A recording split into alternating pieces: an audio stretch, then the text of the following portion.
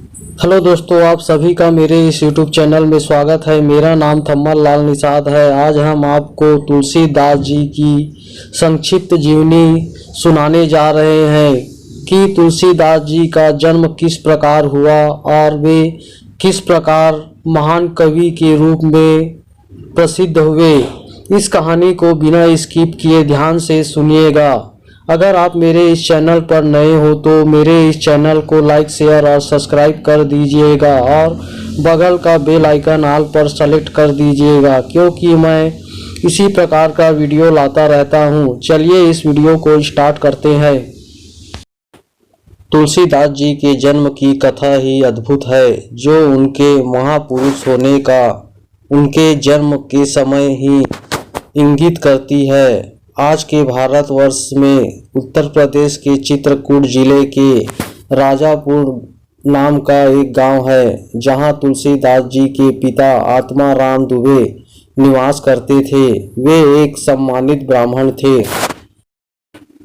तुलसीदास जी का माता का नाम हुलसी था। तुलसीदास जी का जीवन संवत 1554 में श्रवण मास में शुक्ल सप्तमी के दिन अभूतमूल नक्षत्र में हुआ। यह नक्षत्र शुभ नहीं माना जाता है। इस शंका को बढ़ाने के लिए जो घटनाएं हुई उनमें कुछ है, जैसे तुलसीदास जी जन्मते ही रोए नहीं, अपितु उन्होंने राम शब्द किया। उनके शरीर का आकार भी सामान्य शिशु की तुलना में अधिक था और सबसे बढ़कर उनके मुख में जन्म के समय ही दांतों की उपस्थिति थी। यह सब लक्षण देखकर उनके पिता उनकी अमंगल की आशंका से भयभीत थे। उनकी माता ने घबराकर कि बालक के जन्म पर कोई संकट न आए, अपनी एक चुनिया नाम की दासी को बालक के साथ उसके ससुराल भेज दिया। विधि का विधान ही कुछ और था और वे अगले दिवस ही गोलोकवासी हो गई। चुनिया ने बालक तुलसीदास का पालन पोषण बड़े प्रेम से किया, पर वह भी जब तुलसीदास जी करीब 5.5 वर्ष के हुए शरीर छोड़कर चली गई। अनाथ बालक द्वार भटकने लगा। इस पर माता पार्वती को दया आई और वे एक ब्राह्मणी का वेश रखकर प्रतिदिन बालक को भोजन कराने लगी। श्री अनंता जी के प्रिय शिष्य श्री नरहैयानंद जी को रामशैल्य पर निवास कर रहे थे। उन्हें भगवान शंकर से प्रेम हुई और वे बालक तुलसीदास को ढूंढते हुए वहां पहुंचे और मिलकर उसका नाम राम बोला रखा। वे बालक को अपने साथ अयोध्या ले गए और वहां उनका यज्ञोपवीत संस्कार कराया। तुलसीदास जी ने यहाँ एक बार फिर सभी को विस्मित किया। उन्होंने बिना सिखाए ही गायत्री मंत्र का उच्चारण कर दिया। नरहरि महाराज ने वैष्णवों के पास संस्कार कराए और राम मंत्र से संक्षिप्त किया। फिर उनका विद्यायन आरंभ हो गया। तुलसीदास जी जो भी एक बार सुन लेते थे उसे वे कंठस्थ कर लेते थे। उनकी प्रखर बुद्धि की सभी प्रशंसा करते थे। फिर एक बार नरहरि महाराज उन्हें लेकर सुकर क्षेत्र सोरो पहुँचे, जहाँ उन्होंने रामचरितमानस सुनाया और उन्हें काशी में शेष सनातन जी के पास अयोध्या के लिए छोड़ गए। यहाँ तुलसीदास जी ने 15 वर्ष वेदांग का अध्ययन किया। उन्हीं दिनों उनका मन संसार की ओर प्रवृत्त हुआ और वे अपने गांव वापस आए, जहां आकर उन्हें ज्ञात हुआ कि उनका परिवार सब नष्ट हो चुका है।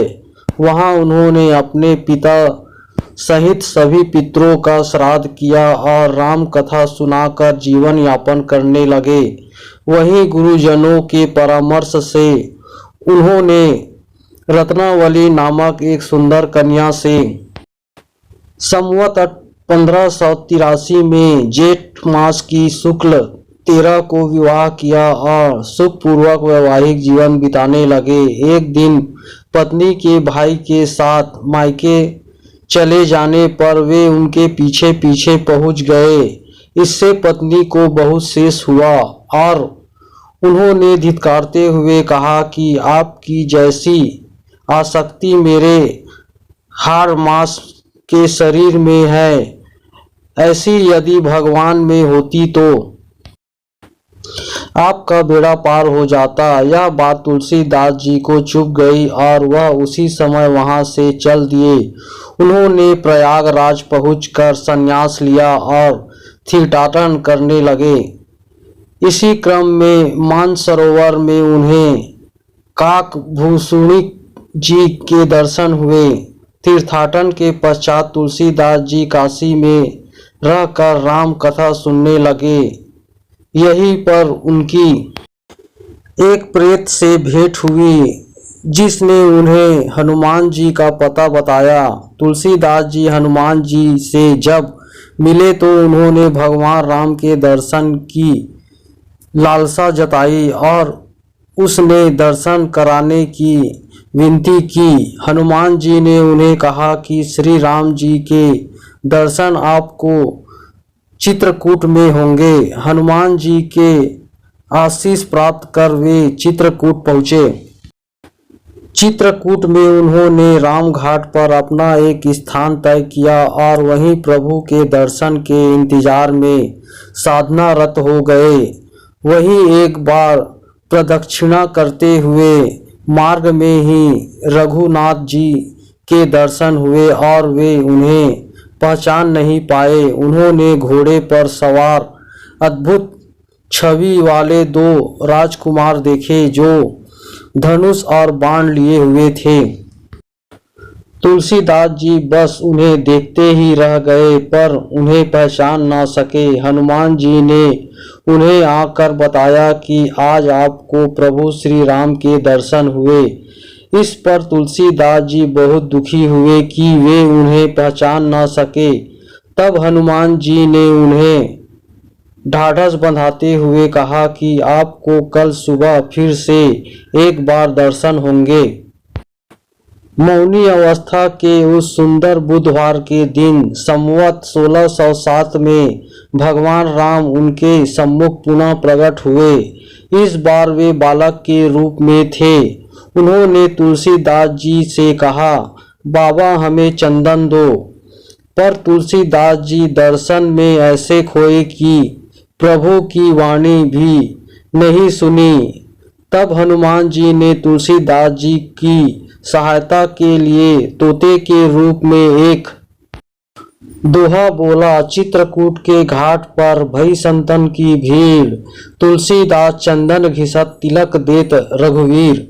प्रभु श्री राम ने अपने हाथ से ही चंदन लेकर अपने और तुलसीदास जी के माथे पर लगाया और अंतर ध्यान हो गए। एक बार तीर्थाटन करते हुए तुलसीदास जी प्रयाग पहुँचे। वहाँ माघ मेला चल रहा था। वे वहाँ कुछ दिन रुक गए और 6 दिन के बाद उन्हें एक वृक्ष के नीचे भारद्वाज और याज्ञवल्क्य मुनि के दर्शन हुए। वहाँ उस समय राम कथा हो रही थी जो तुलसीदास जी ने अपने गुरुदेव से सुनकर क्षेत्र में सुनी थी। वहाँ से वे काशी आ गए और एक ब्राह्मण के घर प्रहाद घाट पर रहने लगे। वहीं पर उनके भीतर कवित्व शक्ति का प्रकाट्य हुआ और वे संस्कृत में पद रचना करने लगे। यहाँ एक विचित्र घटना हुई। दिन में वे जितने भी पद लिखते, रात्रि को वे सब लुप्त हो जाते थे। यह क्रम 8 दिन तक चला और 8वें दिन तुलसीदास जी को एक सपना आया।